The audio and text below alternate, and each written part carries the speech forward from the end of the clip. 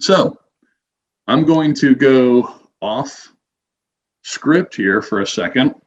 I guess it's really not that far off script since I have it written right here, but I'm going to get away from the PowerPoint. And if any of y'all know me, you know I really do not like PowerPoints. So this has been an effort for me. And I'm going to jump directly into the Chime platform.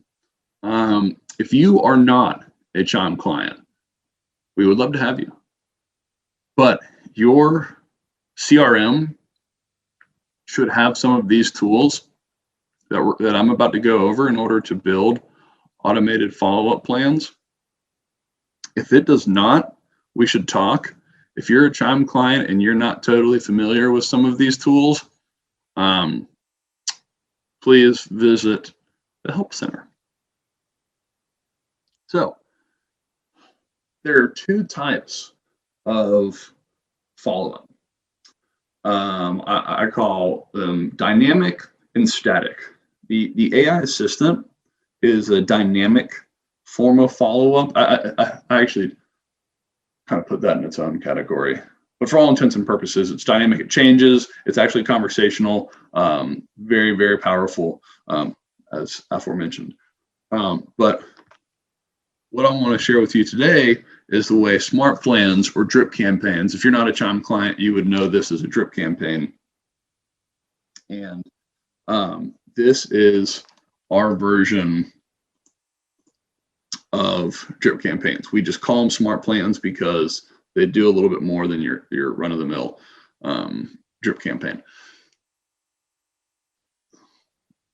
Static automation is exactly what you think of when you think of a drip campaign.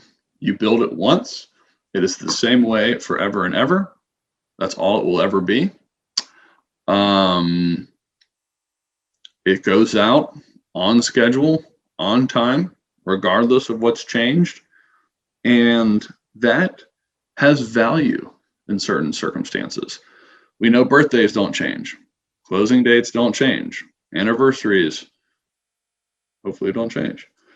So you want those dynamic types of campaigns because they're really good for long-term nurture, past client, sphere of influence style nurture. You want that, right? And so you can actually see, those reoccurring plans. This is that static type of nurture. That's okay. You want that to an extent. But when you're talking about converting leads at a really high level, that's not good enough. You need something more dynamic.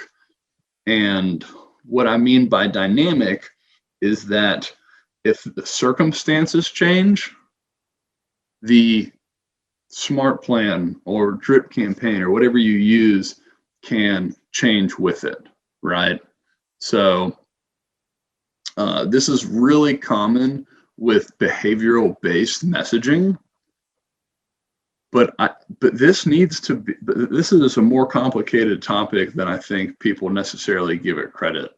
Behavioral-based messaging is most often associated with a brand new lead or maybe an uncontacted lead.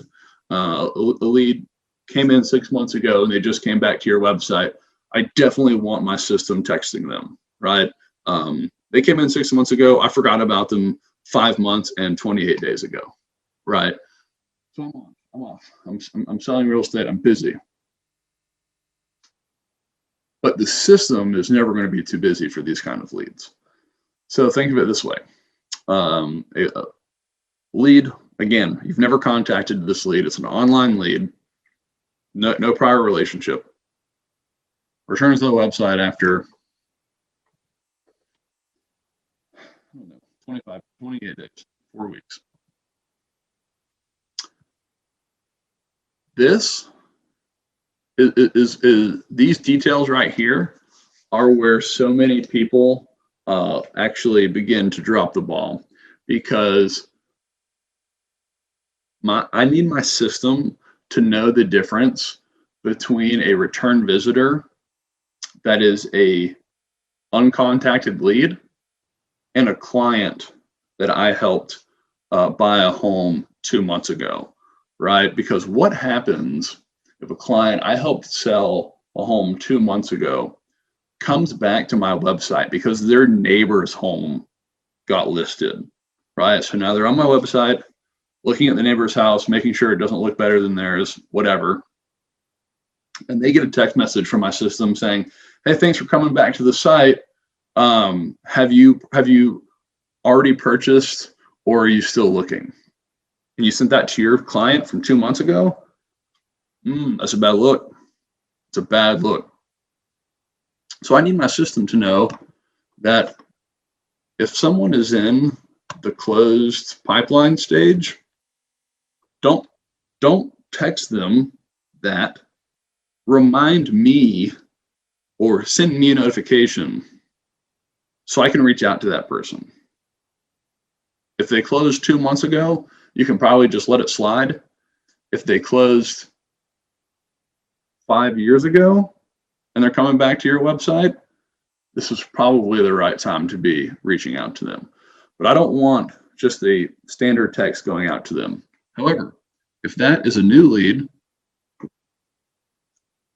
or attempted contacting or cold, I don't want to talk to that person, right? Like, I don't want to go out of my way to do this.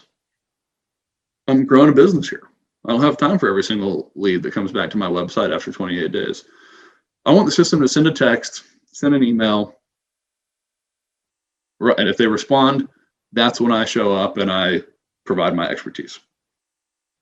So your system needs to be intelligent enough to be able to decipher who your leads are, and you need to build a smart plan for them that is appropriate, right? So these are this dynamic style of messaging. This is really going to enhance your long-term lead nurture conversion.